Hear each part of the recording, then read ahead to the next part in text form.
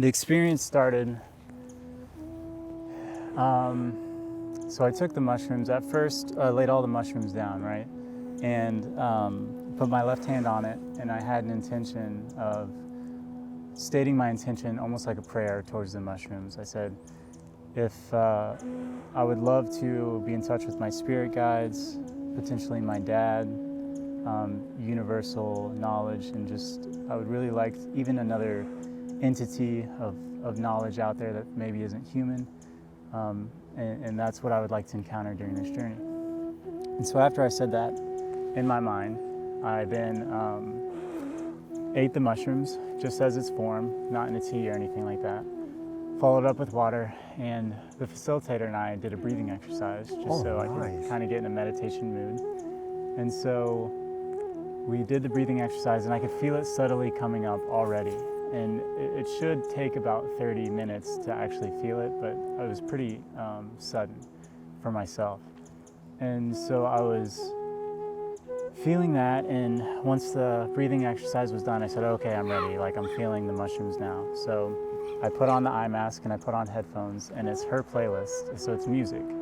And so it's a very internal journey. Oh, wow. And I was immediately seeing some visuals that were like waves, almost like waves of light. And this was against a black background, so just seeing like grays, whites, kind of in waves. And then the music started kicking in, and the visuals became more intense, like Aztec visuals, and it started really moving around in patterns. Do you mean Aztec as in Aztec, South America Aztec? What do you mean by Aztec? Well, like Aztec art in a way. So you see like shapes. Actually, let me show you.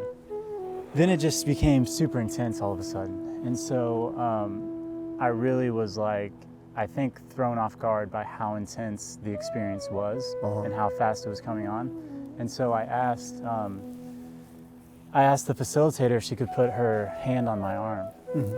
And so she came over and put her hand on my arm because I needed that anchor, I needed that support. And so she did that, and I don't know at what point where the fear kind of went away, but the fear went away soon after that. And I still was getting the Aztec visuals, and then I started feeling a warmth in my heart, like my heart space, and kind of this radiation warmth, and it extended throughout my body, so it started growing. And the deepest part of my experience, it's hard to remember exactly chronologically what happened, but I definitely became enveloped in this warmth, and I felt as if I was inside of a shell, like an egg, and then a womb, so like kind of one and the same. So I felt that I was in touch with the feminine energy, and like the ultimate feminine energy. And so I felt as if I was in a shell, and when I was laying this way, I could really feel the radiation right here. If I opened up right here, it could feel like I was coming out of the shell or breaking out of it. And then when I was leaning over this way, it was more of that warmth again. And so I really, really enjoyed being in that space of that feminine warmth. It was like the sun, it was like a sauna times 10. It was like that warm, but I wasn't sweating. And so I was feeling that and just really loving energy, and I really loved being there. And at some point, I broke out of that and became more of like an air type energy. And so I couldn't feel my body, and it was more of that masculine energy. So I thought of my dad, and I was smiling because I wanted to be in touch with my dad, but I never saw him physically in any form, and I never saw anyone in any form. When I thought of someone, it was their energy. It wasn't their human form. And so it was almost like it was their true self in a way, or maybe even their spirit that I was being in touch with energetically. And so I thought of you in all of our conversations, and it was the same type of nodding and approval of like brotherlyhood, that kind of thing, doing the right thing, truth, and all those feelings were in that moment. And to me, that was very masculine energy. And so I went from the feminine to the masculine, I believe. And then I became at some point like turtle energy. And so I felt really really tired and really old. And I felt as if I was just tired of experience, or tired of everything, just all the baggage of experience and things like that. I felt like I was done with it. So I imagine, when we grow old and all of this experience and we're just ready to let go, it was almost that feeling.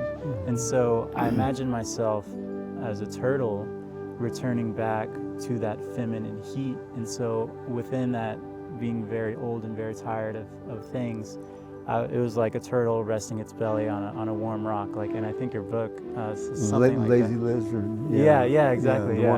Yeah, So it was very much like that, except I was like a turtle.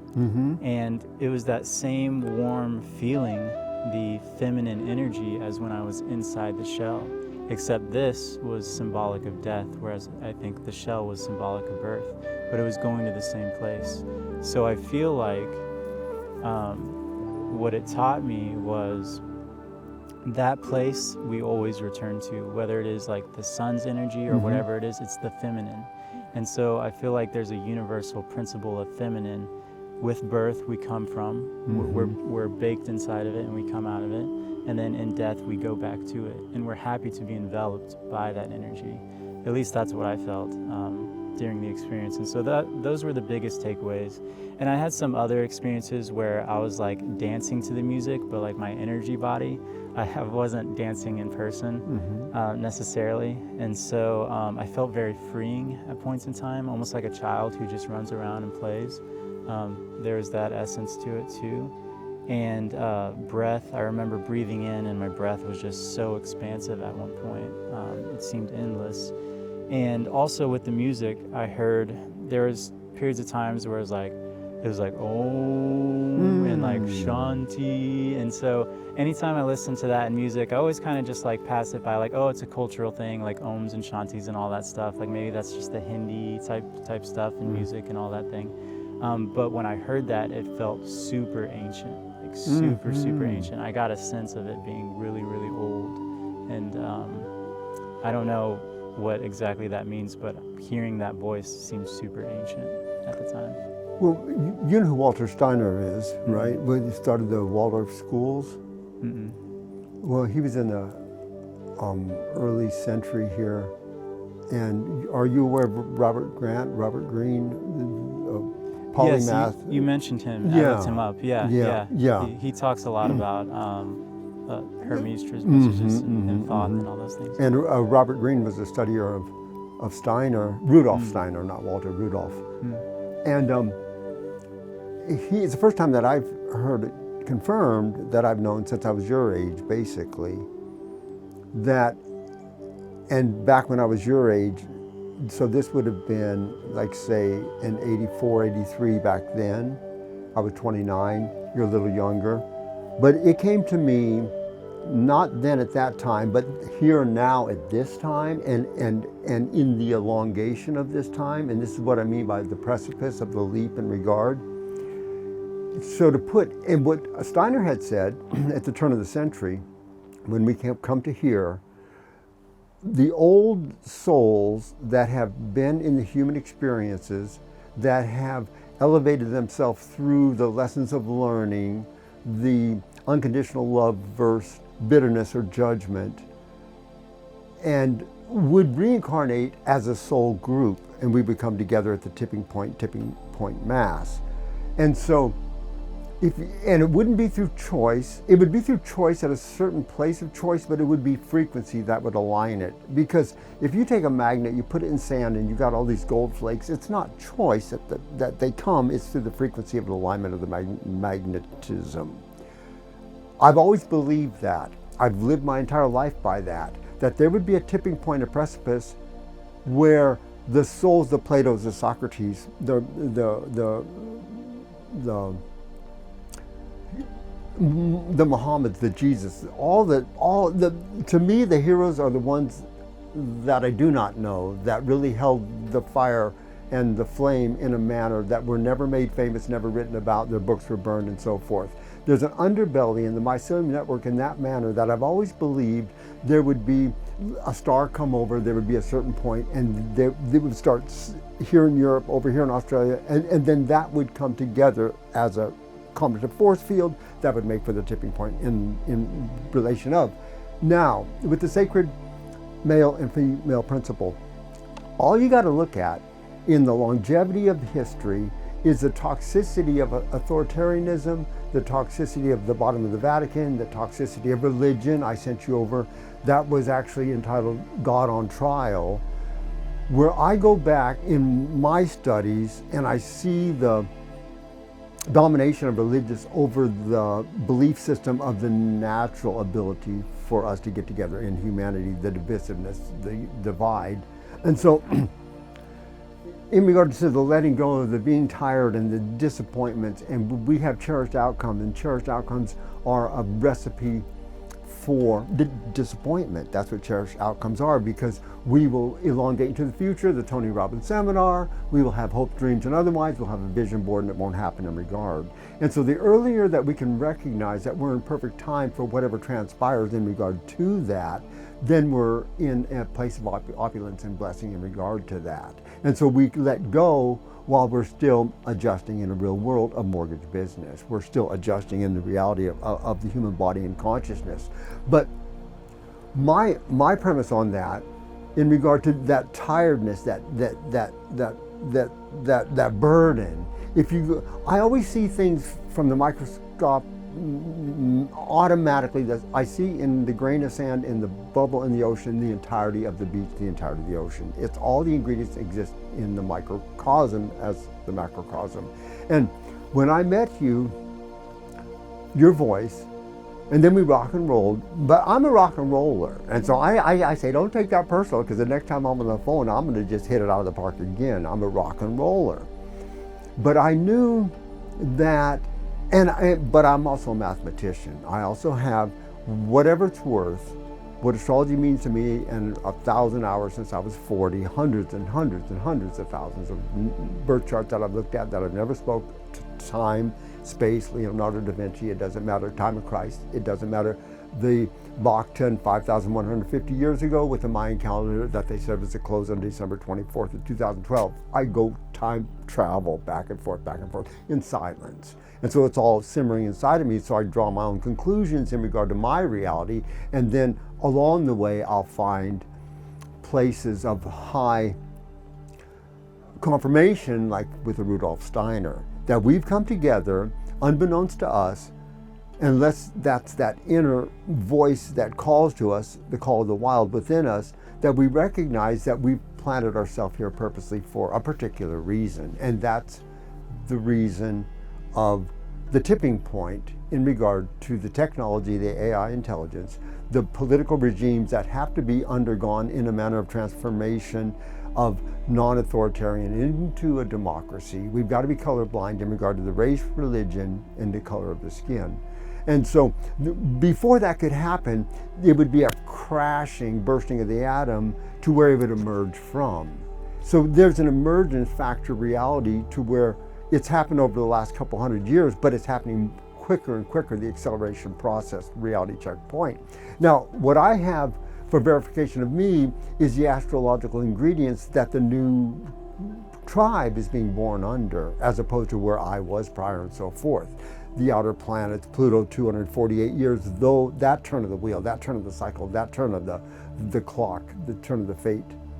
And that's kind of my message that I preach in regard, because that's the message I adhere to. I don't see me much as a player in regard to it. I just see me in my reality of my awareness of it.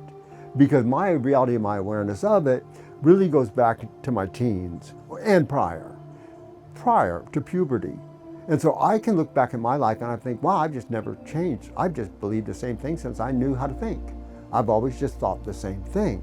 And my life's been a hellhole, the turbulent reality checkpoint to not have me think what I think, but that's what it is that I know, and so that's what I come back to my regard. And so along the way, I'll meet people, and then I'll have my own assessment, is where do and how can they fit into the greater picture? Release the I, me, mine into the we, us, ours. And so I have the point checks along the way, and then I will hold, and I've been correct, except I had to learn the reality of narcissists, which is an entirely different subject, incredibly dangerous in how they can fool the empath in a manner of servitude, suck the soul of them, the energy force field, and leave them splattered on the ground in regard. It's a really real spiritual battle between the narcissist and the empath. The narcissist shows the empath the spine within them, the boundaries set for them, and the empath shows the narcissist compassion irregardless. And so that place has got to meet in the middle at a tipping point reality to where birth has come from that place of neutrality, in consciousness, so forth, the valley of the death, the dark night of the soul. So, do you feel like narcissism is taught, though, in our society? No. No, there's narcissistic traits, aptitudes, behavioral patterns. Narcissists are created. Narcissists are created through abandonment, abuse, childhood separation from the mother. Narcissists are created. Hitler, smart guy, he separated all the kids at birth from their parental. And so there's an isolate cocoon in regard to the survival instincts only, and then there's a present time of the call of the wild, the primal, that they operate from. And so they don't have compassion and an awareness of self-awareness. They only have the moment that they're interactive completely in regard to. I am extraordinarily familiar with the creation of a narcissist because I was created as a narcissist. My first 2 years, I was raised alone. I have siblings, a year older, a year younger. I was raised alone in a room. I wasn't allowed to see anybody, including my mom, only to breastfeed and then not at all. Then I was thrust into an incredibly abusive childhood circumstance situation in regard to that. I know the depths of darkness in the matter of where, had I chosen along the way, that I could have put myself in a place of an incredible domination over others. I chose a life of solitude and a path away from it, and I wrote An Angel Came, struggling through my 20s in regard to, and I had a pact when I came here, if I go bad, snuff me out. And I've lived by that creed from day one, because when you actually are, and you don't have the love of the sacred female, it lasts until the day that you're dead on planet Earth. There's an awareness of reality, and I just came into the study of narcissism, Carl Jung, the deep psychology, just a couple of years ago, because I got really slam dunked just a couple of years ago. And I'm like, wow, I just never saw this coming. How can I be so blind at my age that I could be taken under so easily? But then I discovered it. But I'm aware that we all have a compass that points north. We all have a God seed within us. We all make our own choices in regard. When we lie to ourselves or to another, we're aware of it. Irregardless if we say that lie again and again to have us believe that it's actually the truth because we've forgotten what the truth is. We do perpetuate our own compass in regard to the north, that it points where we go off the exit that wasn't on the map that we were following. I am a firm believer in that. And I'm a firm believer, I can only have my life as an opinion of life, but I'm a firm believer because everybody has a story. And whatever that story is, what is going to be, wherever the Achilles heel is within one, is going to be snap broken in regard to growing again. Whatever that snake is, it's going to shed its skin. Whatever the phoenix, the rising from the ashes, that will happen and happen again. Whatever ladder step that we're on, that we think that we finally climbed that mountain of the Jacob's ladder, it's only a step above. I have lived a life within me, the observance of reality, my opinion only, that's what the human experience is.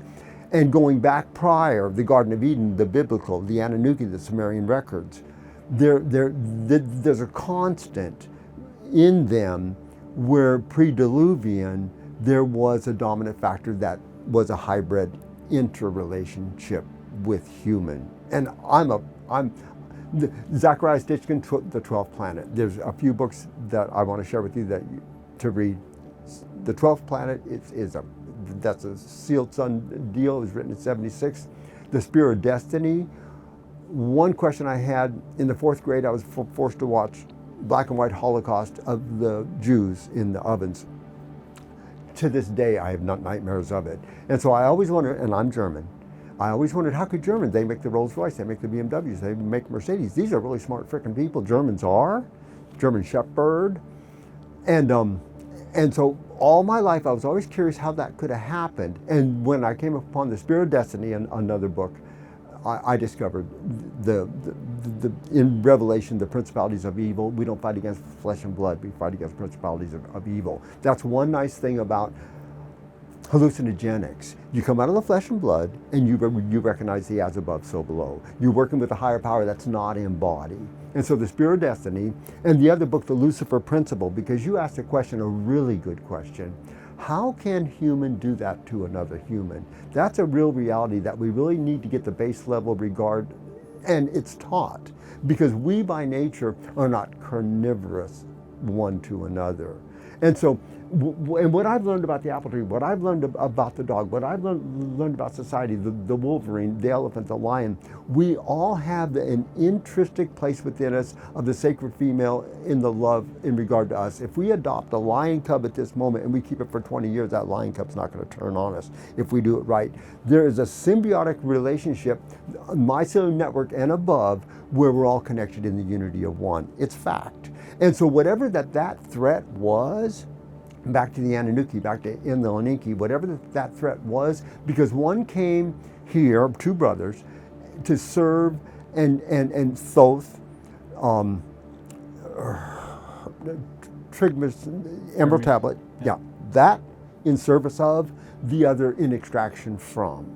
And so that's been the equal and opposite between the narcissist and the empath. So I track it back to there, because those brothers were against each other in regard to what shall we do with human. And there was, when the sons of God came upon the daughters of men, that's right there in Genesis, Sumerian records, Mormon, it doesn't matter, all the way back, that's what transpired in the hybrid reality. And so that's where I get my theory, philosophy of where technology came from, because I didn't come from these trees.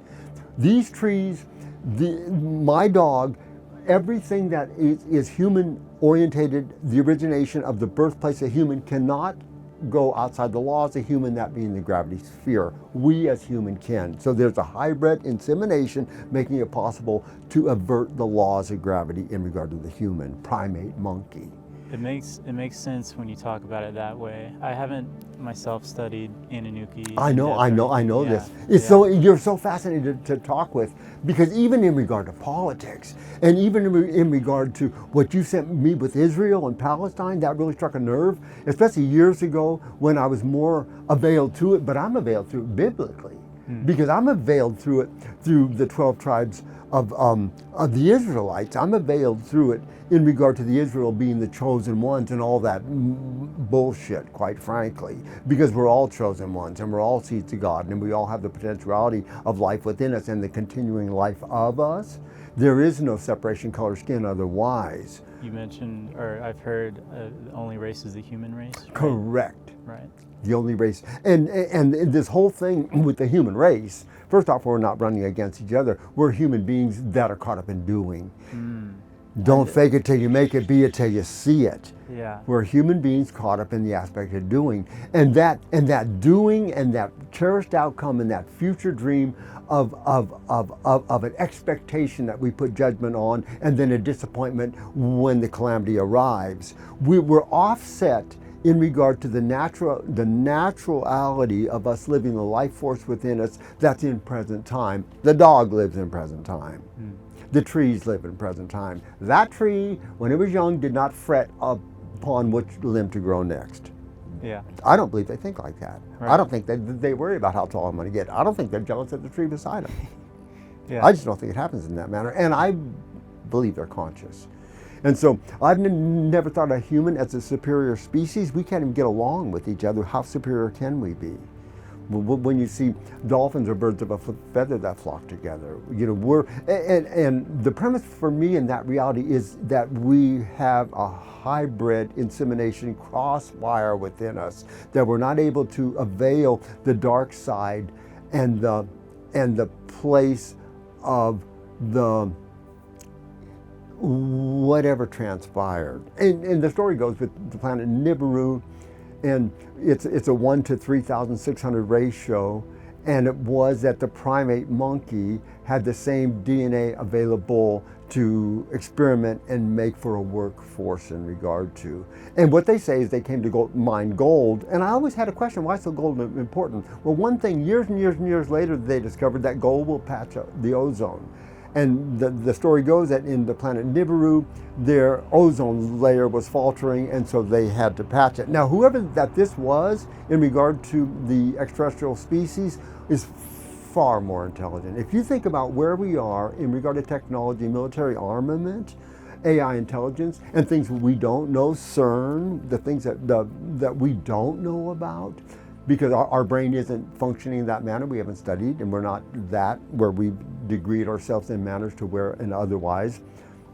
That, in my opinion, is not natural intelligence. If we had abided by natural intelligence, because think about the budget militarily that from one country to the next. Had we put 1/100th of that money in compassion, money in differences, if we lived in a manner to what is the best educational system, what is the best healthcare system, if we had an inequality in regard to the human race, we would live together easily.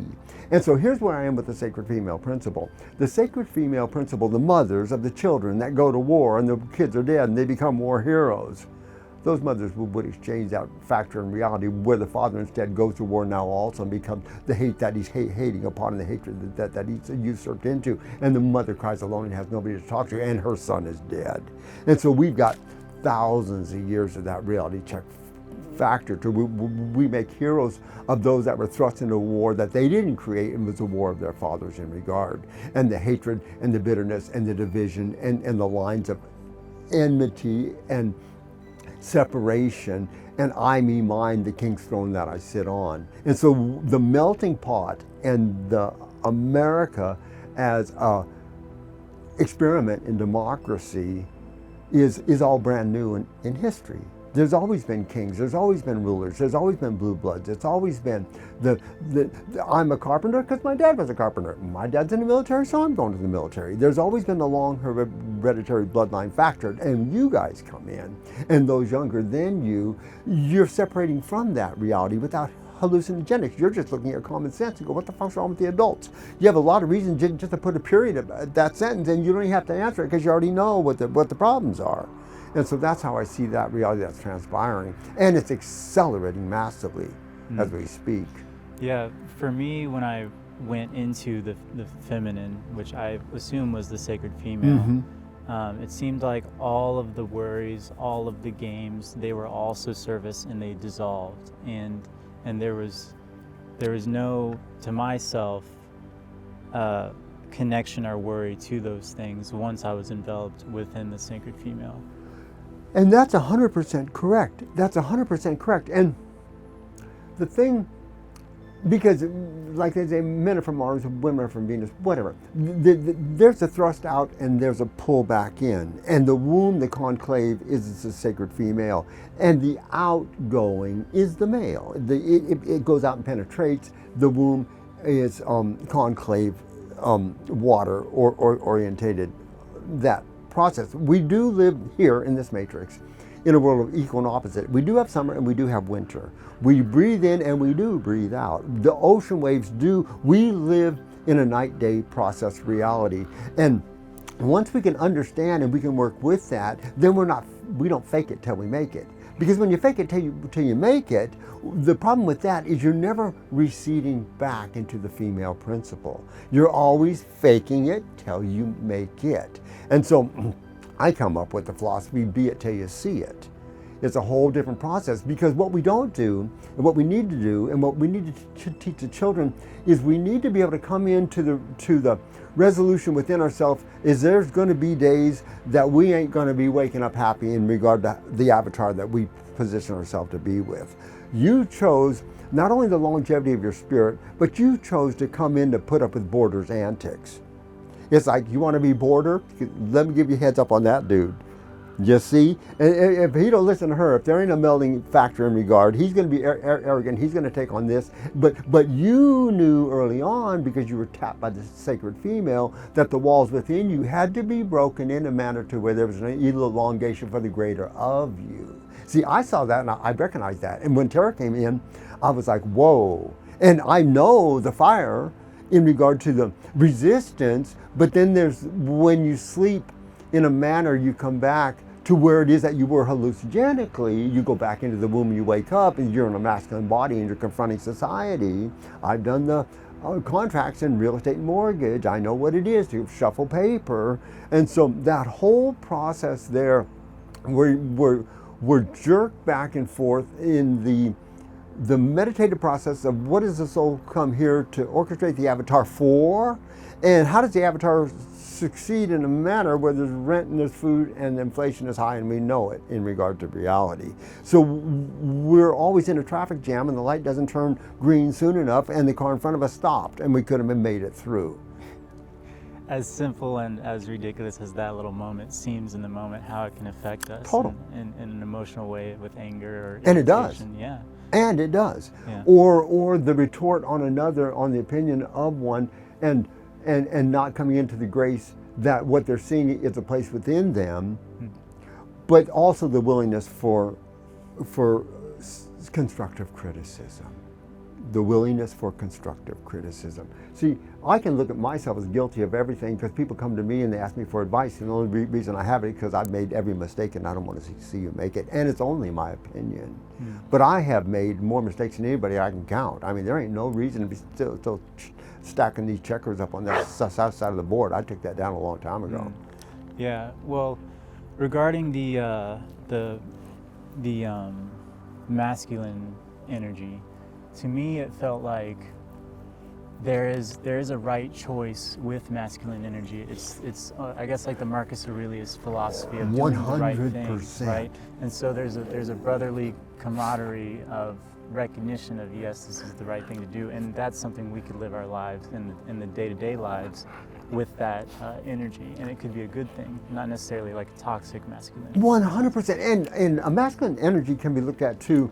It's a framework of fundamentals mathematically to where we put and we assess in regard to where we are placed, not only in history, humanity, but in nature itself. Fibonacci scale, pi, so forth. Because see, with the women, they would look at the shenanigans that we go through, the masturbation of the mind, going through the pi and the Fibonacci scale, and they're just like, why don't we just have a group hug? Yeah. I don't know what the deal is here. Because man's always trying to figure out through science what it is and who it is and where we're going and where we came from. And the women are like, why don't we just get along and smoke a peace pipe? I mean, really, when it comes down to it, and because they're the perpetrators and the perpetuators of human, because I was always curious, because I got raised that male's the dominant in the household and so forth. And so I always questioned it when I was in my teenage years. I had a single big question, who is? I mean, we're equal in the manner, but nature chose the woman as the perpetuation of the species. And so I just thought nature would know best, so I think that's the strongest. Then I watch a lioness who does the hunting while the lion's gloating. You watch the elk and all they do is run around and keep the little elks to themselves. I mean, the male in so many ways, he drops the sperm here and he's over there getting a lap dance and down in the strip club. So if you really just back up and go, whoa, I mean, is that really true? That's really true. They can have artificial insemination. They can do the in fetal, all of it. We can actually clone humans now. I mean, there ain't going to be a use for any one of us when it comes down to it. And the only thing that we have comprised within us is the compassion of love and of sacred female in regard to. Because all the artificial intelligence, all the cloning, a lot of the medical advances are all male. If you actually look at it in regard, because the body has its intrinsic pattern to heal itself when it comes into grace within itself. You see? And so all the medical, all the surgery and so forth, that is outside of the natural indigenous Indians where they would just mix and match the herbs and they get burning the stake for it. And so when I was having my experience, I do feel that all of us can be connected to the male or the female regardless of gender in a sense, because one's actions can be the Marcus Aurelius actions. 100%. And what's got to be known is we have male and female within us. If you read the Kabbalion, they talk about the male-female principle within us. We have the orchestration within. We have the male-female within each identity. Now some are more, because you can have gay men that are born gay in a male's body, so they have a different composition makeup than you and I. But in each makeup, in regard to, we have the male-female principle in the male and in the female. Even in biology, right? Because men, we have nipples, but we don't have use for them, right? So there's a certain point where we become on the male, external, right? Right, yeah. And so that's kind of an interesting thought too, as well. But yeah, no, it's true. And in the Kabbalion, there's one chapter on how we create. And I really appreciate in Serendipity and the Art of Impossible, agreement. You got that? Yeah. That's huge! Yeah, that agreement really stuck with me, because I feel like it's almost like going back, way back, right? Yes. Right, and it just felt so nice reading that's where, almost a sense where everything should be okay, right? And we're coming from a good place, and we're agreeing to everything that we're experiencing. And agreement isn't word spoken, isn't agreement made or handshake, or is an Indian treaty, which we broke, all the white man has, look at history.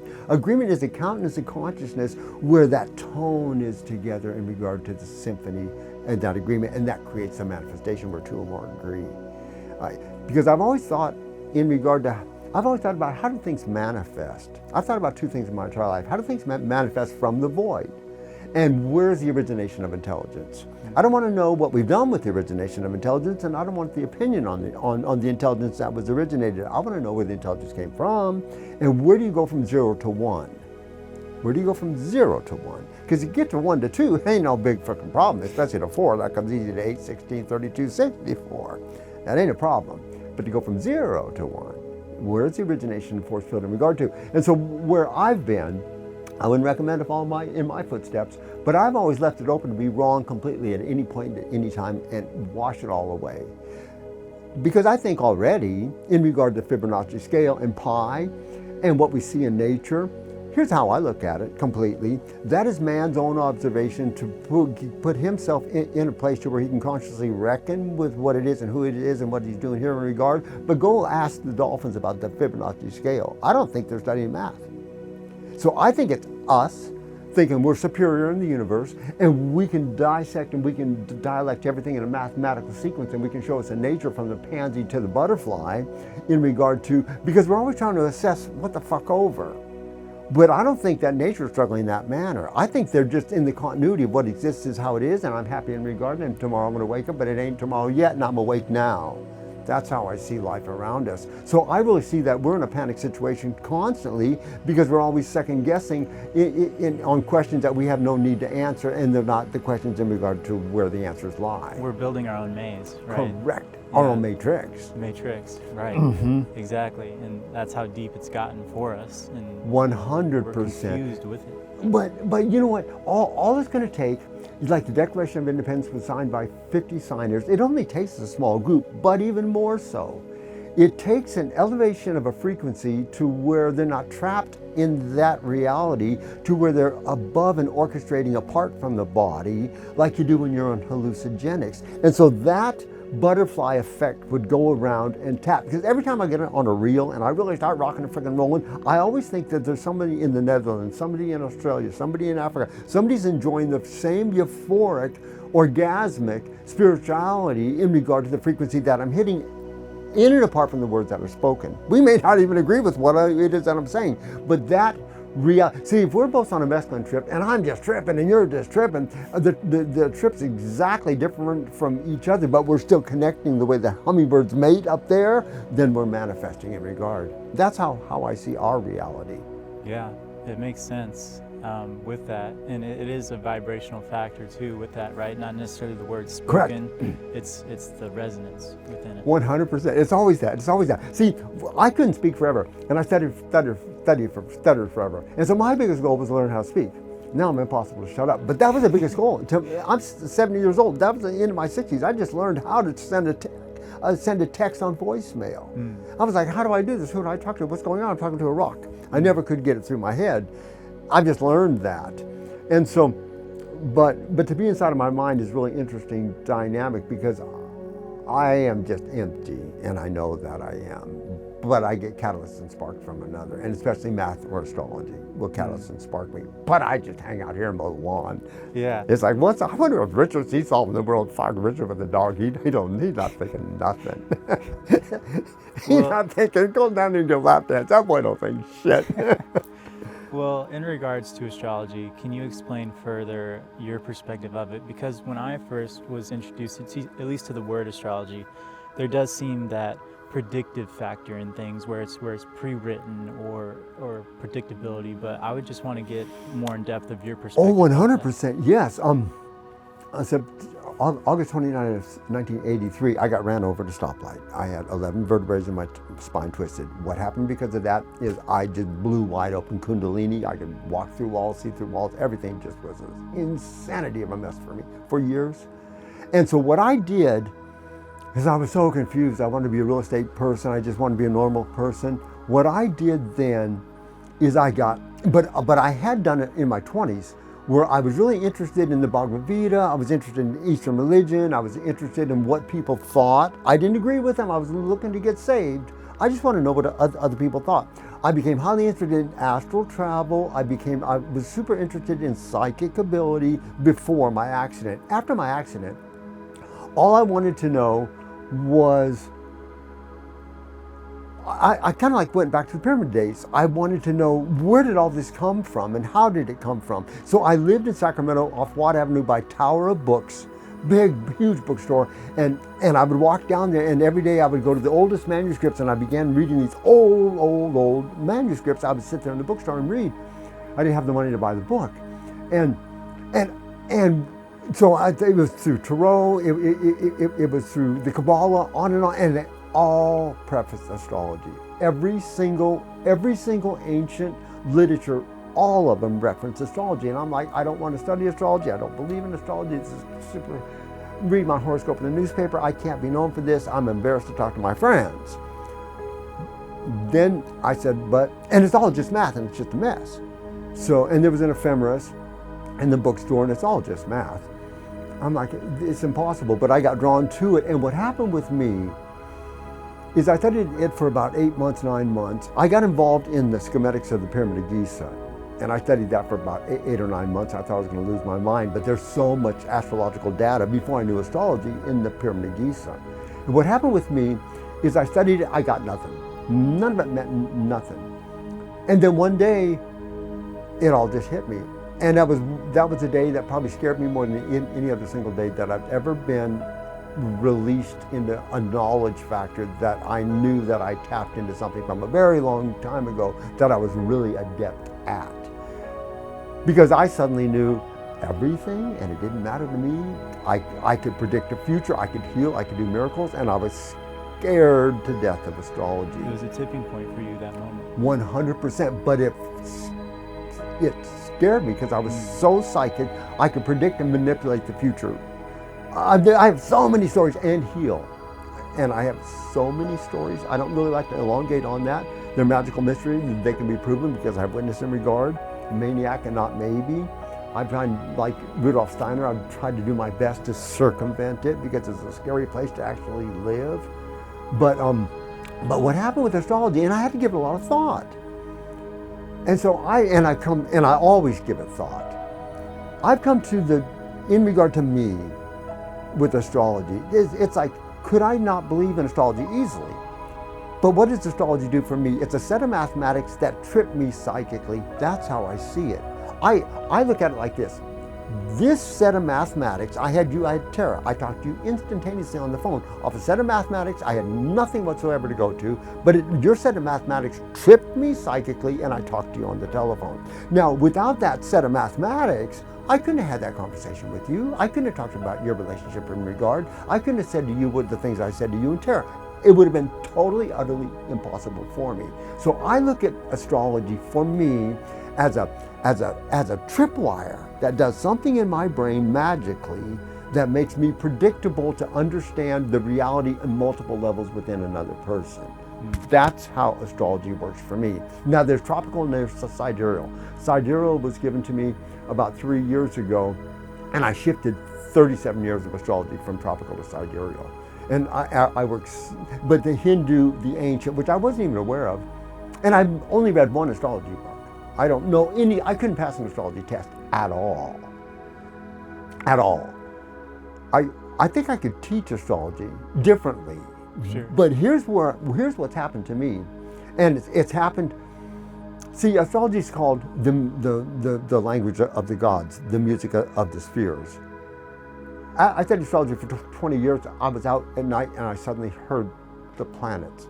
I'm a planetary whisperer. I've lived alone. I know what it is to not see a human being except to go down to Walmart there in Sholo. It's never even blinked an eye. I've never thought about it in regard. And so what I became and what I am with astrology is a planetary whisperer, because they're conscious, they're growing, there's a spirituality within them, same as Mother Earth we can see obviously, and I see the sun as a source field. And what happened with me with astrology, oh my God, we could just talk for the rest of our life when it comes to astrology. I discovered Lionsgate, which I never knew, and I don't believe anything. They're like, oh, Richard knows everything, mind calendar. I like, man, I don't believe nothing. But I discovered Lionsgate, which is 8/8, and then I discovered, because I have my point of fortune on Lionsgate, and I discovered this way back 40 years ago, and then I wasn't putting the point of fortune on Solar Fire. And when it came back to me, because people were saying, Rich, can you talk about Lionsgate? And I said, I don't know anything about Lionsgate. And it all came back to me 3 years ago that Cyrus star is the spiritual source field of the sun. Well, I have my point of fortune over Lionsgate. So when the sun goes over my point of fortune, that's 8889 for me. And I was like, oh, I discovered this 40 years ago because I was studying a 1,000-year-old ancient astrology book, and I went through 3 days of calculations and discovered it and totally had forgotten it. That's how my mind operates. And then it'll come back. An angel came. It's a really sad, crying little book, but it's a prophecy in regard to my life, because things will happen to me and I can take you right back into an angel came that was prophesied in my 20s. That's a book of prophecy for me. It's really crazy what an angel came says. But it's really super sad because I wasn't adjusting a stranger in a strange land in regard to the human, the avatar that I was presented upon, in regard to I'll volunteer and come here. There's karma and there's volunteers. And we can, because I've been dead. Being dead is the greatest. I don't recommend it for everybody, but I really think that those who could and should go through it, because you recognize there is no death. The death experience you had, you physically were dead. 100%. Right. Yeah, more than, yeah, no. I've been out of body a lot, and astral travel a lot. Right. A lot. In fact, it really got scary to me. I was getting too far from my body. I circumvented and cut that off, and I haven't astral traveled since, not consciously. I had a near-death experience. When I came back, I could astral travel anywhere. It was just the craziest thing. I was so loosely attached to my body. All this is way back when I was a couple years older than you. So this goes really way back. And then I went through a relationship, but I always had a haunting to get back to nature, because I'm actually in society. I'm really an anxious type person. Humans, crowds, I'm really disturbed in regard to the reality of it. But I'm a believer in serendipity and miracles. And I'm a believer in, see, if you live inside of a mind where there's no walls, no boundaries, but yet you know you've got to eat in the morning and feed your dog, you know you live in a matrix of reality, you know there's certain things that we have to do in regard to, but if there's a limitlessness in regard to what can transpire at any point, at any time, globally, otherwise, personally, in a dream that we're going to have tonight when we sleep, the entirety of the world and the precipice of the ledge that we're on, and we're flying and we're splattering and the wings are appearing all simultaneously together. That's the kaleidoscope I live in. That's the happiness that I find within myself. Well, serendipity is definitely something I've learned from you, with you talking to me and with your book, of course, and just little things like when I arrived, I flew into Salem, Oregon, and was just talking to the guy I was renting a car with. I had no plans to go to Maris Peak, but he had brought it up and he told me about it. And so I had no plans involved, and I feel like just organically having that nice human conversation, he brought that up. I go to Maris Peak and I do the walk where humans walk, going up in the peak, seeing the views. And then on my way down, I just had a feeling of, hey, like, what if I take this trail here? And so I go into the trail, and then that's when I went into the forest. And I had that connection and that forest experience. And so I feel like without that conversational piece with that guy bringing up Maris Peak, without me feeling just exploring, going into this forest, I never would have had that forest experience, which was great for me to have and to feel, because that was the closest I felt to nature in a long time, if not ever. And I was just by myself in this Oregon forest, hearing the crow, and it was echoing throughout, and it was so cool. It was the sound of a crow that I haven't heard, because when I hear a crow in the streets in LA, it's not an amazing crow sound, but in the forest it was like, wow, it was powerful. And just all of that, I feel like, was serendipitous in a way of me finding my way to the forest, in a sense. Well, and you know what, I look at serendipity as space-time events. I think in my own mind, because I'm 100% always seeing the grain of sand and the beach at the same time. 100%, there's that droplet of water and it's connected to this ocean. I automatically see everything that way. The butterfly does this, and there's a hurricane over here. Gotcha. My brain simultaneously sees both of them and goes between the yin and the yang, the outward and the inward. And so I always think of space-time events in regard to serendipity. Meeting, and then I have like you, a really mathematical, logical mind, much to my dismay. I really am calculative, I'm really mathematical, I'm really judgmental, I'm really does 2 + 2, let's get all the beans in a row, let's see what happened here. And that's where I make my biggest mistakes, in just letting be, and whatever can happen easily. But that's the masculine process, and that's the matrix that we live in, and those are the decisions that we make on a small level. But space-time events, see, that's where I learned to let go of cherished outcomes. So I'm still going forward, and I have it in the Art of Impossible. You're a Texas rancher, you're digging a well for water, or every day you're out there digging and you strike oil. Every day I'm living purposely, I'm living consciously. I ain't no great, no saint, and I don't plan on being none. I'm going up there to meet Peter, only to take him back here and have some fun with John Lennon and Hugh Hefner. Don't even think I'm walking through those pearly gates. That ain't gonna happen to me any way, shape, or form. I'm saying, dude, you gotta be getting tired and you gotta get bored up here. Let me take you where the fun is. That's how I see my life in regard. But yeah, because I don't even categorize me as anybody that thinks I'm somebody. I see where, only because I've had it in my life so many times. So I'm basing my own theories off of the things that I've experienced and the things that I see where I would say John Lennon and Paul McCartney meet. To me, that's a space-time event that's planned in regard. The drummer got George Best, Ringo Starr steps in, George Harrison over from India. All of it just worked. They could be John, Paul, Matthew, Mark. The 4 apostles. I mean, I see life in such a little play of a chessboard monopoly, just a game from the outside looking in, and we're all caught up in the mesmerization of, and we should be, the magic of life.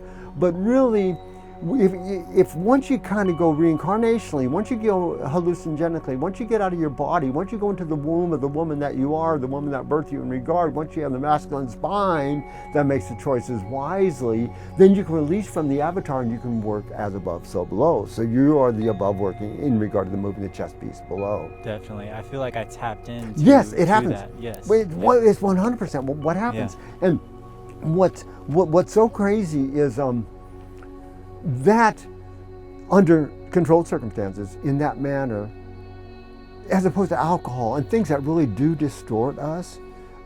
And you see, I really believe, and my hope rests on you, on the Terras, my hope on the Youngers, on the Aarons, on the Shannons. My hope, because I see it so clearly that you're unburdened by the past that we've lived through and we've suffered in regard, but I know well enough to know wherever your Achilles heel is, that's where you're going to be transmuted and transformed from.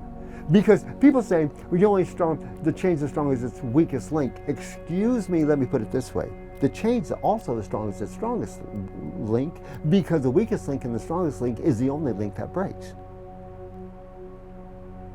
Interesting. the strongest link, wasn't it? It's the weakest link at the same time. There's only one link that breaks. So that was the strongest, and it was the weakest simultaneously. Because the one over here that was stronger, that's holding that chain together, the strongest is right there, and they break simultaneously. I see. Now I see. Yeah. Yeah. Yeah, we're only strong as our weakest link. That's our strongest link. And so I've always looked at life from the bottom up. I've looked at life from the Achilles heel in regard to that repair factor. So my focus isn't on the sail up here, it's on the hole that's in the bottom of the ship.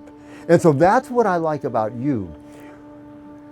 In regard, because you're just coming off your Corvallis, but you have the depth within you, the Piscean ocean in regard to sacred female, and that deep dive, and you've had it since you were younger, in regard to the dark waters of the dark side. We have two sides. We are light and we are dark. And the light is the transformation of the darkness. You have the ability, and it's really cool that you're in a relationship with stability.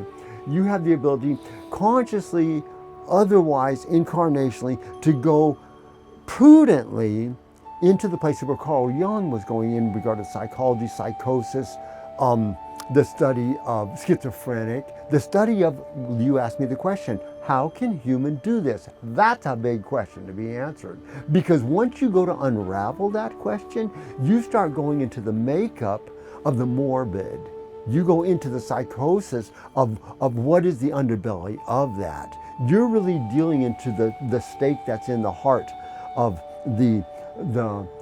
where the witches were burned.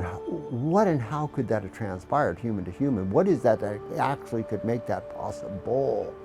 And what I noticed right off in your birth chart, I thought, man, you have got the prudence within the makeup and the masculinity of putting the facts in a manner of safety, because Carl Jung and some of these psychologists went off the deep end. Because they went into the makeup, the morbidity they observed and obsessed in regard to, that they were wide open for entity insertion, and then they were taken on in regard to demonic possession. It happens like that. Because we are living, I mean, we look around, there's an apple tree, we see trees, I see you. We are living in a sea of elemental beings that are invisible in regard to us, but we are visible in regard to that frequency factor. For sure, yeah. Whether it just be magnetic frequency attraction and not choice at all. Yeah, and we're in a spectrum, right? Our human bodies are physically tuned into a certain spectrum, but that's not to say that's all there is, right? There's so much 100%. more. And the thing with that is, see, all I gotta know is I don't know. See, what makes me so happy to be a part of me is I already know I don't know. And I already know if anybody did know, we wouldn't be in the mess, because the truth shall set us free. So obviously we haven't discovered what that truth is. Sure. I really do see it from that standpoint. And because I see it as the Michelangelo or the Lean, whoever painted that touch of the finger, we haven't got there yet. We haven't connected in that process to where we're at that tipping point up to where we emerge from it. Because we can't fight the Republicans against the Democrats, we can't fight against the good and against the evil, we got to emerge out of it. We're compost, and we got to emerge the seeds buried in the compost, going up through the foliage to the sun that's above us. Yeah, and I think there's a lack of awareness because we're so either propaganda in front of us or someone giving not necessarily truth, knowledge, just more so like I guess the narcissistic traits of trying to influence, right? And there's 100% manipulation. Yeah. Because everybody who watched the same news channel that I watch would believe in the way so easily. Sure, yeah. But I do watch the news channels they watch, and it's important to me that they would believe what it is that they're listening to. I'm political. I read the Mueller report. I'm political. But I'm political from the Declaration of Independence. Which I'm glad reading your article about that and religion I'm political too. from there. Yeah, because those were men who really came from a place of equality for all people, Yes. right? And then as you were saying that politicians were saying this is a Christian nation, when actually it's not, based off the Declaration of Independence itself. 100%. Right? Now, I will, in defense of that, Sure. I started getting more and more mad, and so that needs a good, strong editing, but all the quotes stand all by themselves. Sure. The Jerry Falwell who's crossed over, and the George Bush and the Afghanistan War, all of that was really getting to me. And Jerry Falwell, there at his university, I said, let's debate. I'll debate you face to face. Get me on stage with you. Stand up and tell me I know the people that started this country. I have their quotes. I've read their books. I've read Thomas Paine, Common Sense. I know what's going on here in regard to the age of reason. And so I was younger, I had more fire in my belly, but obviously I was pretty mad at points in that manuscript. That needs to be edited and probably cleaned up, sanitized, and look like a sane person wrote it. But it was me, and I was not happy. Sure, well it comes from a place of passion and fire, yeah. right? And I was angry. To spark change, right? Yeah, I was mad. I got run out of town. Google blew me off, and all my accounts got closed.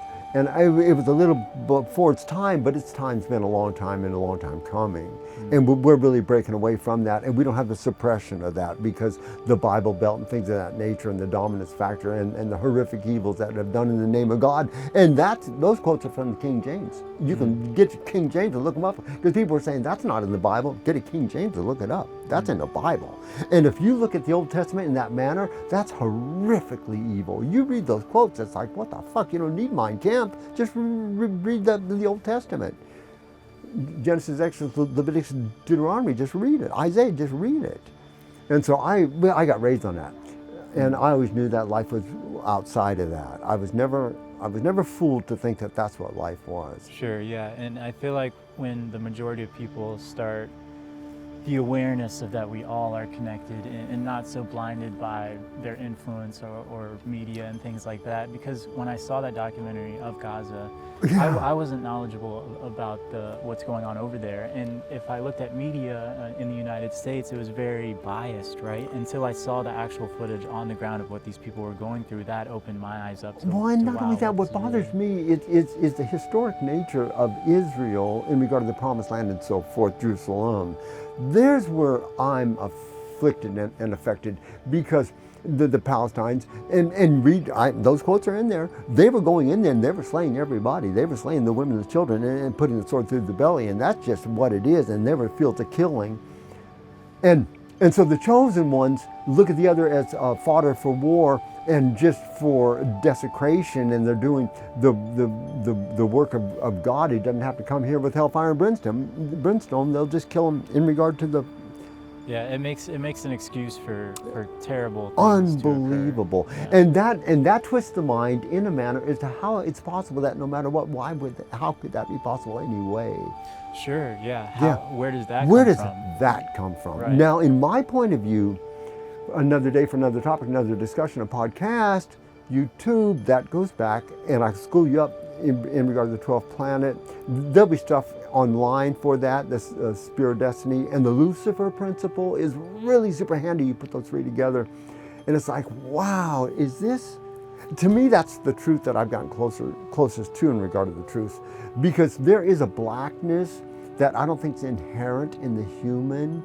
Now, in the Lucifer principle, which is, I don't know why he named it that, Howard Bloom wrote an incredible book, and it talks about nature, and it talks about the chimpanzees, and we know the carnivorous nature in regard to, so there is an underbelly of desecration, dissemination, and oblivion in regard to the species within the species itself. The ants, this tribe of ants will fight that tribe of ants. And so we do really have that matrix reality checkpoint factor. But I always wonder, with that said, have we always been an equal and opposite planetary frequency factor, or was that a control factor that was put on the earth also? Because I don't know that there's always a night day in a place in regard to, because I know that blue in the color of a rainbow or purple is purple, and it don't change from blue to white to red to yellow. It's purple in that rainbow, and that's a stationary factor. And I had never thought of that perspective until you told me that, because I've always thought of duality in a sense, because I always see it in my reality. But the spectrum factor with those colors was pretty interesting, that was kind of outside of duality in a way. Yeah. And so I never thought of that. Yeah, it's a mixed match to get to there, to make to there, and the tapestry in regard to there. But the threads that go through that tapestry are identical in sovereignty unto themselves. You see? And so I've always wondered, and I've really thought, and I wrote a little book. It's not published. I wrote it years and years ago because I was really curious about the consciousness of the earth and the evolution in regard to, and I will say to you, that book that I wrote, one of the oldest manuscripts from the Watchers, the Anunnaki, wasn't from man. There's a book written in regard with the same storyline. So I'm not saying I was him, and I didn't write that book prior, but I did tap into, in regard to the consciousness of where it is and how it is in regard to the sun, in regard to the solar system, because we're all a progression of evolution. Something's going to be different 1,000,000 years, 1,000 years, 100,000 years from now. And so I see this small little solar system in regard to whether it be a holograph or whatever, is still a progression in regard to the evolution of it. And I do see everything as in an aspect of spirituality, spirit inhabitant. Mars, Venus, Earth obviously has a consciousness. So I see everything as a consciousness in regard to, and subservient to the sun, obviously, because that's a central force field of our democracy and the rulership kinship. And so I was just curious, and it just came to me. I was writing a book completely different, and I just started tapping into something and just rolled with it. I have it probably at my place. It's a fascinating little manuscript that I just found myself writing it. And I don't like to use the word channeling because I don't think I channel. I just think it's in regard to tapping into places that are inside of me that are available to me. Sure. Akashic records, for example. Sure, yeah. And I've heard of those things, and I'm definitely open to those spiritual abilities, because I've been in communication with a medium, and previously to that, I never really was skeptical in a way of those things. And then experiencing that, once you at least experience it, I didn't experience it myself. I wasn't the medium, but I was in communication with a medium, confirming things that couldn't have been confirmed otherwise, right? And so the spiritual abilities, I feel like, shouldn't be disregarded or judged upon, because they can be tapped into. Oh, 100%. Because everything exists can be known. That's why, at the very end of Serendipity, where I stepped on a limb and said who God is. Yeah, it almost seemed like the book was ended, and then a couple pages in, you went on that. Yeah, you went on yeah. that, yeah. Because I've always had that question: what could be, in regard to, and I believe that to be that which is not could only be that which is, that can be created in regard to, that wouldn't know of itself in regard to its identity or creation from it. That would be permeable and available in regard to the all, and it would be the null and the void, and it would come through without consciousness or judgment of. That's who I believe God is, and that's pure blown sacred female principle. That's pure blown void. In the beginning was the void.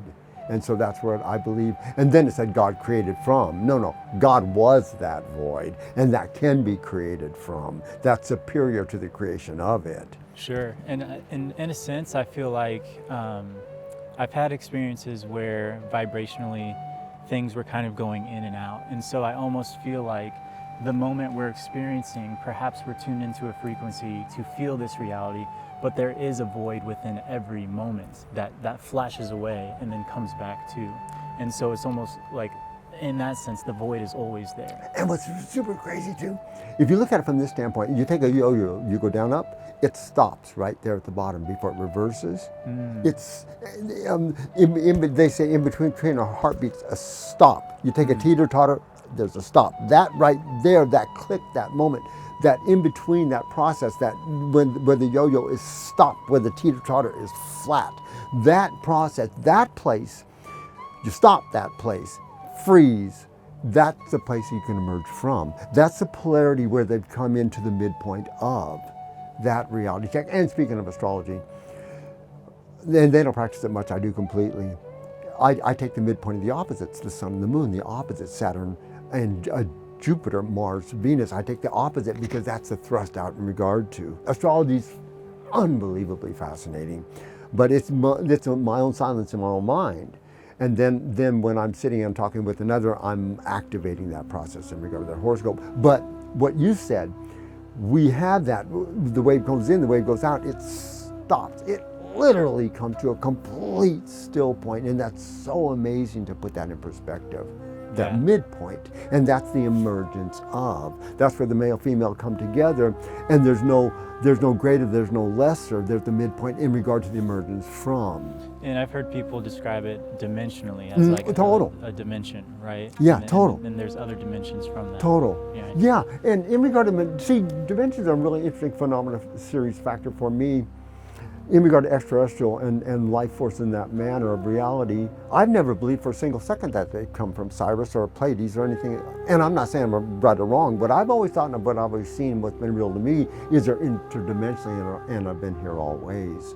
We can't see them because it's interdimensional. You blow that whistle, you can't hear it, and your dog comes running. Right, exactly. So I really do see it. I see things way more interdimensionally presenting themselves in this reality than I do from a far away Pleiades. Up there, that I don't even know if that's just a hole in the sky that the avatars are coming back and forth from. I don't know that isn't what it is in reality. How can they tell you the distance within a micrometer of a star system 370 million miles light years away, and they can't even tell you how the pyramids were built or the year when they were built in regard to. So I ain't buying none of it. And we're limited by our senses biologically, right? I ain't buying none of it. Yeah. Yeah, I know in the 4th grade, we were doing the pyramid thing, and we were having a test, and they were showing us all the slaves carrying the rocks, and we were having a test on how to do the pyramids, and I wrote a whole thesis, how they were able to float the pyramids in the air the same way they would do the battleships on water. And I got an F on my test, and Mrs. George sat and talked to me. She knew I was special. And I said, I really believe that's how it happened. And then Edgar Casey, I pulled a book out of the library, and he said exactly, they floated it the way they do the battleships in water. They floated it in air. And I said, well, how wrong was I? I was in the 4th grade. Yeah, and that story reminds me of just when I was in film school, because they told me, you have this criteria, right? Like, make a film, tell me who you are. The project was called Who Am I? And so I made a project that wasn't, hey, my name is Border, this is what I like to do, yada yada, and I got a grade just above the passing grade, so she didn't fail me so I could move on to the next class. But because I didn't follow the rules, and I made my film Who I Am, which was kind of experimental and like Alan Watts type philosophy. Right. It wasn't within the structure, and so it was like I was put upon like it was a failure in a sense, but to me it was the truth. Right. You know what's so fun was to learn because I saw it natally, astrologically, in regard to the Kabbilion and Alan Watts, and you're like, dude, I'm on that. Yeah. I'm like, whoa, man, he put the buffet out there for us to feast upon. He's the cook in the background. He's tasting them all. And so I was like, yeah, this guy's gonna work out. Yeah, Alan Watts is cool. He was big into when I got into psychedelics. He was kind of a catalyst for me, for sure. Yeah, you know, I really like him, and he's got his own. His ego's cool, and I really love that, his presentation in regard to. Right. But I really do respect that on people in their own manner, and I always think, because I'm a chameleon to where I can absorb the frequency factor, and I'm so aware that everybody's got their own struggles, everybody's got their own insecurities. I ain't a guy you can fool any way, shape, or form. It don't matter what. Because we all, I know that our human experience is, in regardless of what we appear to be, in regard to the makeup, our resume, in regard, we all have a secret source of silence within us that has encompassed sorrow. It's really super simple to see it from that standpoint. And so when you do, you're not fooled or fooled again, because you really know that everybody in the win-win struggle of, they are struggling in that regard in their pursuant. And so what does that create? For me, it's created compassion. It's created equality. Irregardless if somebody can say, well, who are you, Richard? You just sleep with a damn dog and have for 30 years, so what? You ain't greater, you ain't lesser. I don't have a car, I can't drive, how's that? But I'll tell you what, if I need to get somewhere, I will be there. You see, so my whole life is based on a premise that we are all involved, because in a puzzle piece, a 1,000-piece puzzle, They got 1,000 freaking pieces, put them all together, and everybody's going to, well, the eye of the eagle is the single most important. Get it all done. Let me pull out this blade of grass, and that's going to be the single most important piece of that puzzle. Yeah. And that's how I really, truly see this experience in regards to equality.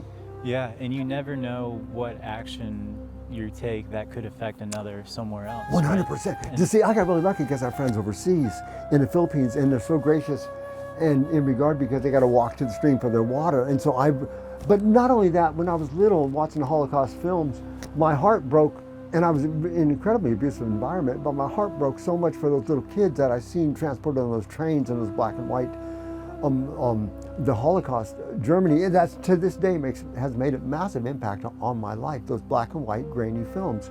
And whenever I'd wash dishes and whatever, I'd always save some water for those little kids with those eyes that were glazed and hollowed. It never left me.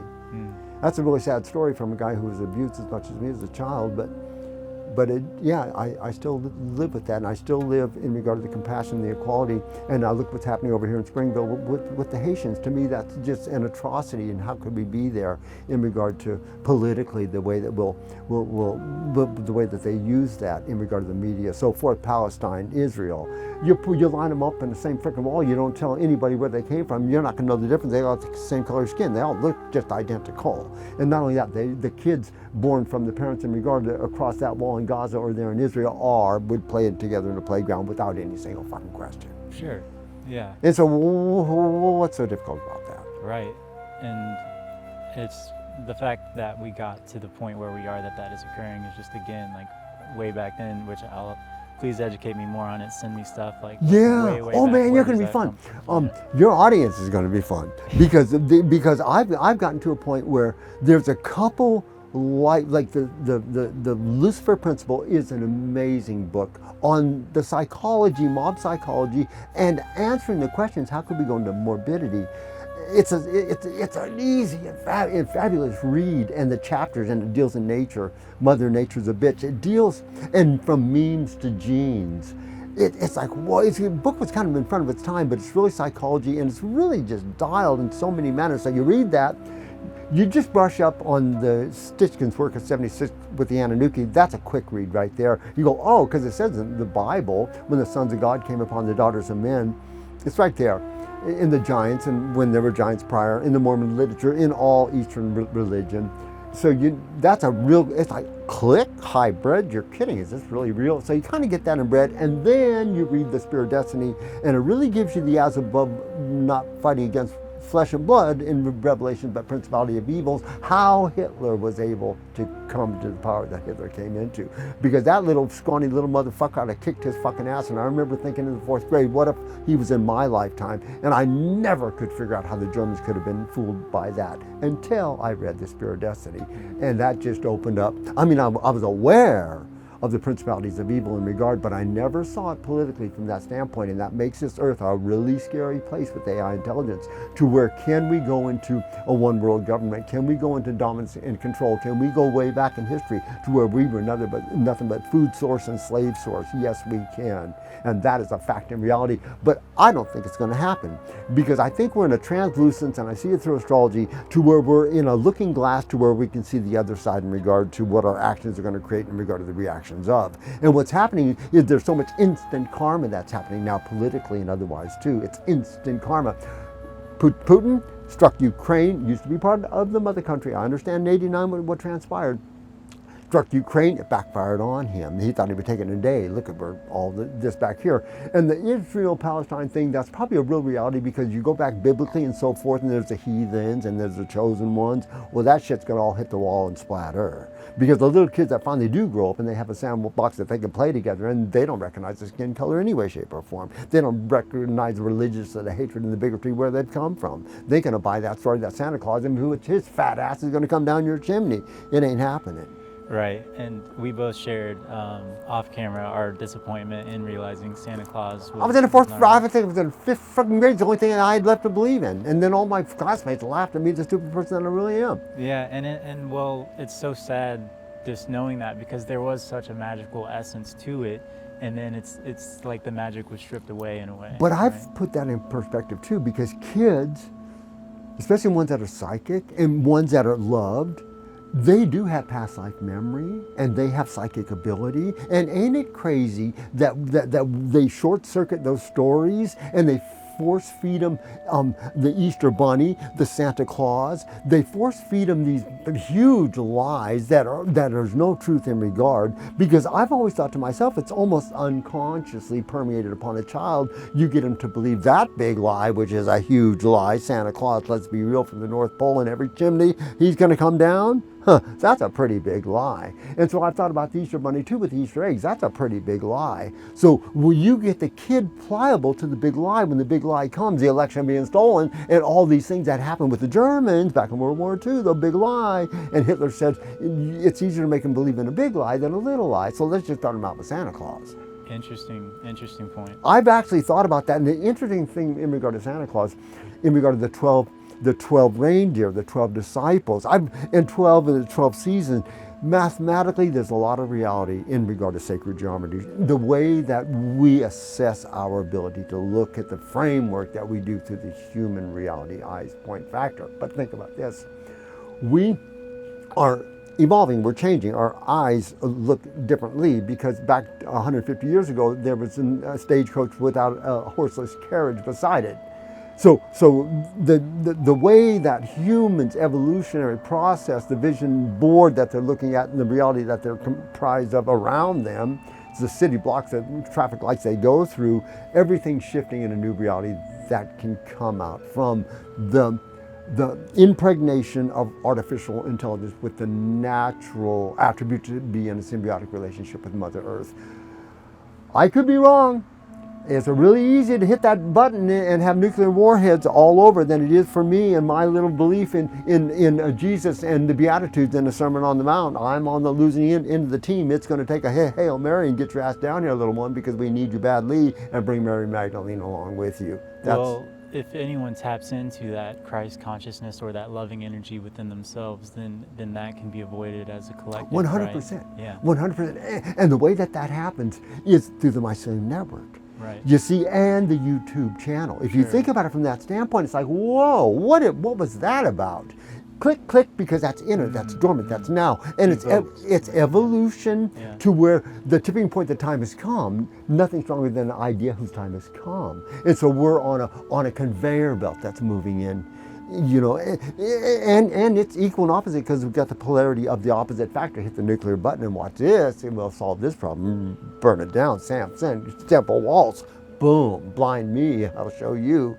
You follow me from that standpoint. Yeah. So if you really, see, I just have an objectiveness and I have a sentiment in regard to the Sermon on the Mount, but I know that nuclear button can on Ukraine, as we're speaking, could be happening on the news tonight. And so there's a real reality, and the only thing that I'm in a belief system in regard to is a mycelium of the underbelly of consciousness of the newborn that aren't born yet, and those of us that are watching Roe versus Wade getting turned over, especially my generation, because I'm an abortion survivor, everything but the coat hanger. And so I know where I grew up, and in regard to a woman's freedom of choice, and they start taking away and they start pressing Project 2025 with religious doctrine, there's that whoa, haven't we done this before? There's that dog that you hit and you still adopt it, but you go fast and it's still going to pull its head back.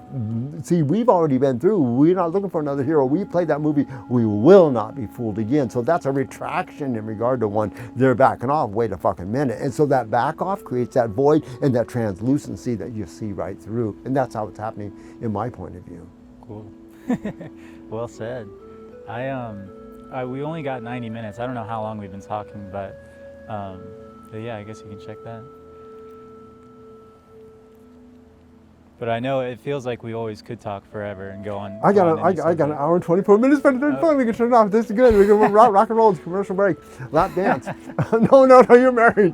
You're married, right? No, not married. Man, I keep getting confused about that. I'm like, yeah. At some point, for sure. Yeah. I've had the recognition. But I was thinking when I met you, there in Williams, that Nellie introduced me as you guys were married. I'm glad I asked. I was wanting to because I'm like, I don't even really know for sure if they are or they're not. No, not married, but I have the recognition that Tara has come into my life and is the one for me, because I know that I've become a better person going through even the struggles of being in a relationship with. And you know what we can do on another day and, Yeah. and use for editing purposes? Oh Yeah. man.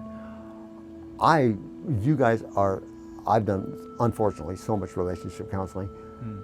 It's really a drag on me, but you guys got such a top side. And I could really bounce off you that other people could hear in regard to, and you as a man are really cool with me, because I know Aaron is too, though. Don't get me wrong, Aaron's really cool, but he's just not quite on board to the advice that I give him in regard to the decision choices he should make.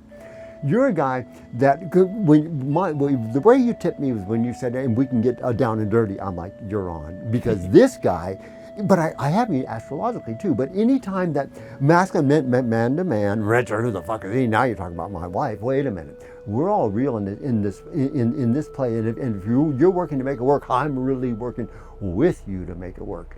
Because what happens in a relationship is you come together, you're evolving as an individual identity within yourself, you're coordinating with another, and your time frames aren't the same. Because the spiritual growth within you, whatever growth she's going through, isn't a compatibility in regard to the identity of the isolation. So that recognition of we're not exactly on the same path, but we're on the same path. You're going to go around this mountain, but we're headed to California because that's where the gold is. We're coming off from Massachusetts, we dropped off the piano, and I got to go here to the stream because the horse got loose in regard, we'll see you on the other side. And so if you keep it going like that, going, wow, you made it to here, you made it to here. Because people try to jump in the same, you're on a roller coaster, you're in your seat. You can't have two in that. And so when you go through and you know in their symbiotic relation to get to the other side, you may not understand, but you're in support of.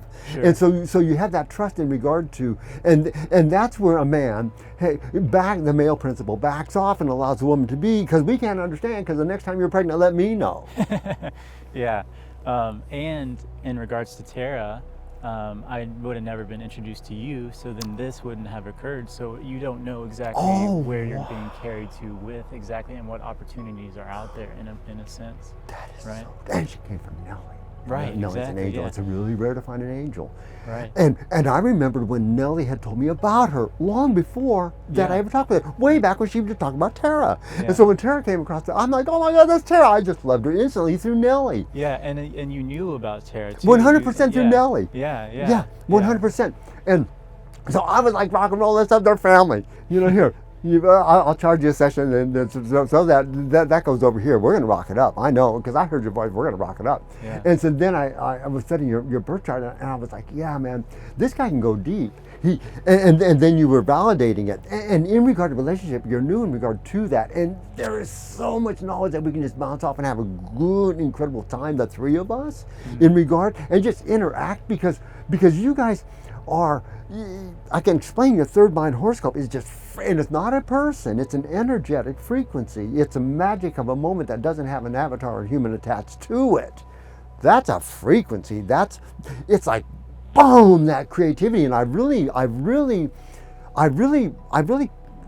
meditated on that, because to me, it's such a burst of light. And that frequency I tapped into during the psilocybin experience. 100%. It's a burst of freaking light. Yeah. I'm like, whoa, you guys. Yeah. It's a burst of light. And I can see that burst of light to where it's blinding, and I can also see where it really is explosive when it is. I can see it's explosive in regard to where you would get tipped under and she would explode in regard. I'm like, whoa, there is a tempering factor, but there's a high creative force field. And when I talk with Tara, I keep bringing it up, and I wish it was recorded. Man, I'm just rocking with this chick. She's so fun. It was so elevatory. It was so laughing. It was so in regard. And I was kind of going over her head to see where she could follow or not. But she's like, oh my God, I can't believe I'm understanding this. I'm like, man, we're just doing it, girl. We're just doing it.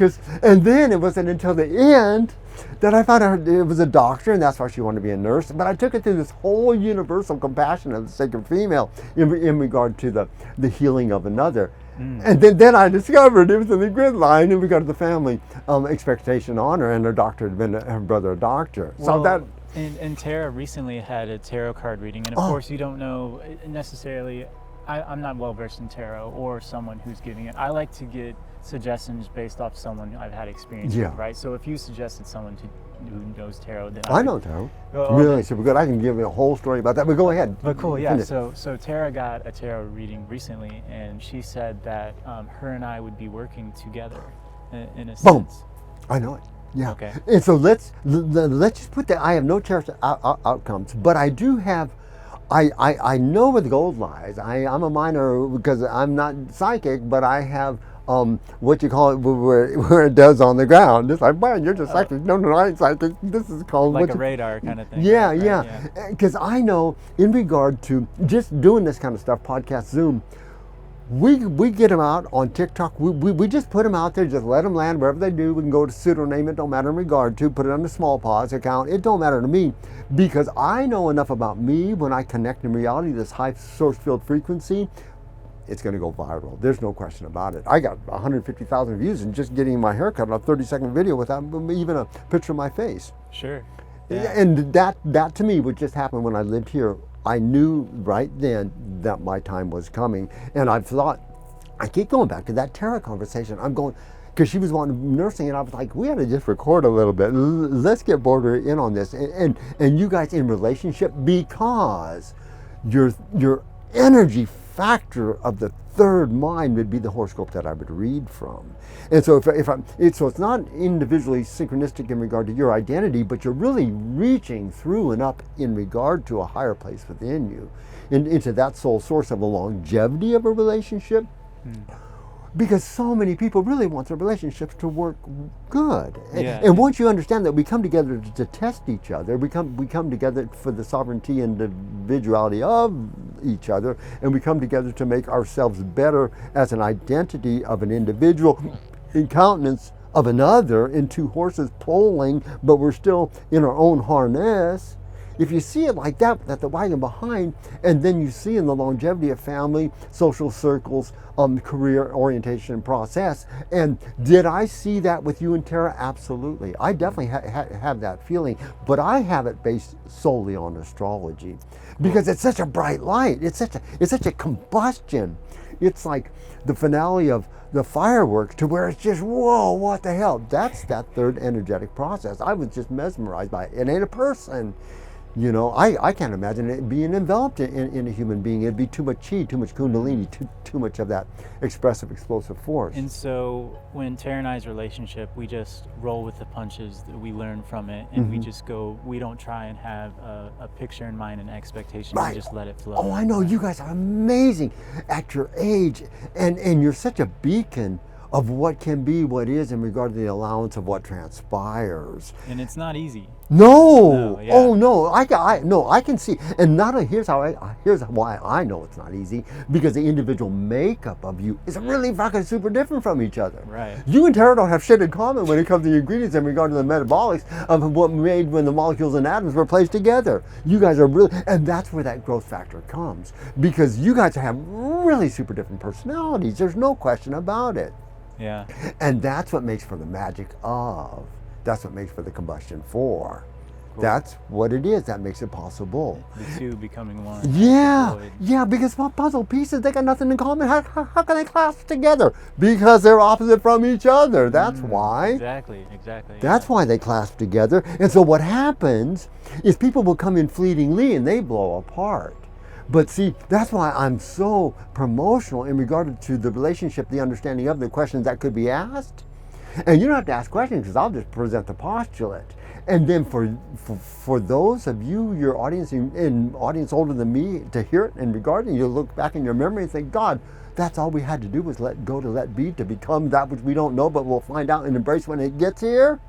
And you guys have that. You guys really, and not only you guys have that, a lot of people are really not wanting the dominant and submissive, they're wanting the equality of. They know that when it's right for you to drive and I'm tired and I'm sleeping in the back seat, the car is going to be fine and not hit the guardrails and run off the freeway. And I've learned from myself, going to LA was a selfish decision on my part. It wasn't Tara's decision. And I've learned from that too. And so I feel like with that, my own personal struggles and realizations, Tara has been by my side too, and with amazing. That, right? Yeah, and she's allowed you to go into yourself and see the the places within you to where you can embrace in regard and not be in blame of.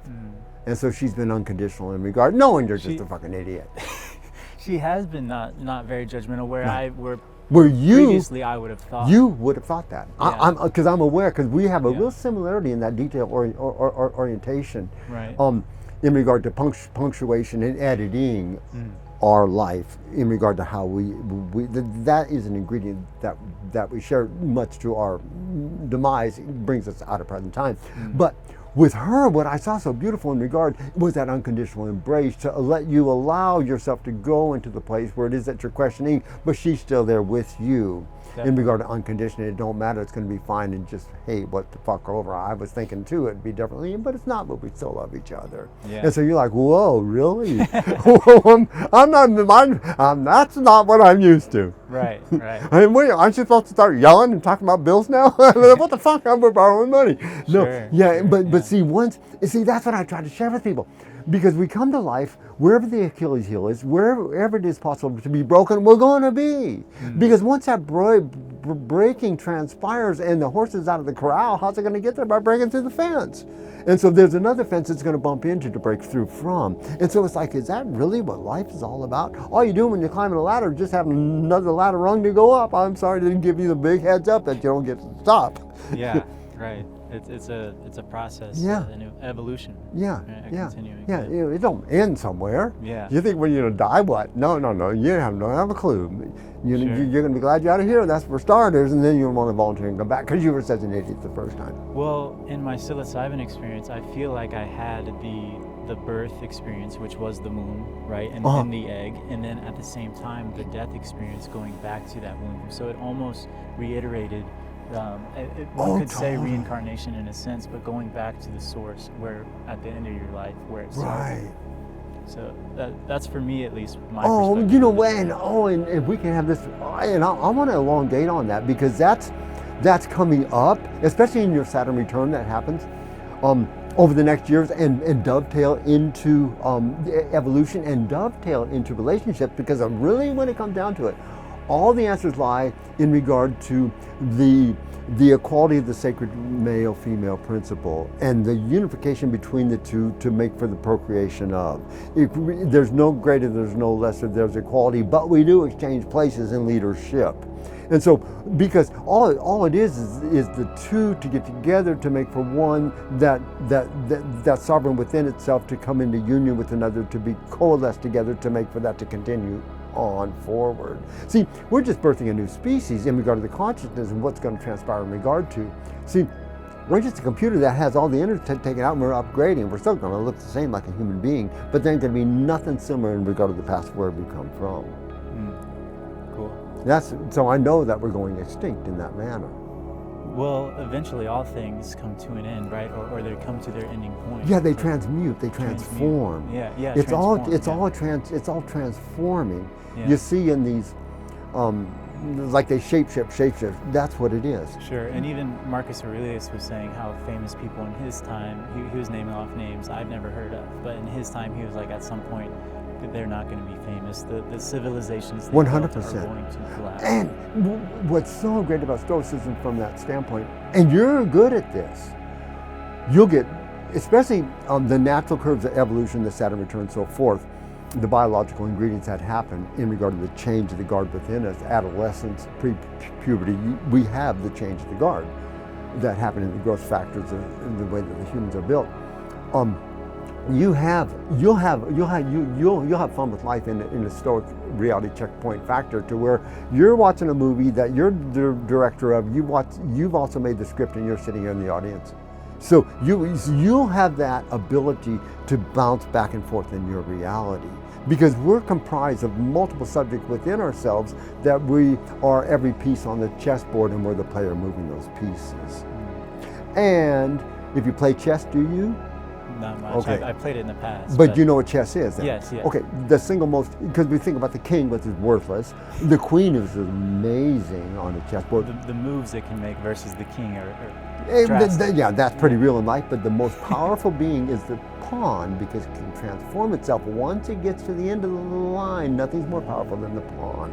Think about that in the reality of where we are in regard to the 100th monkey, in regard to subservience, in regard to the Beatitudes and the Sermon on the Mount, in regard to the meek shall inherit the earth. Nothing's more powerful than humbleness, humility, and in the grace of strength and ability.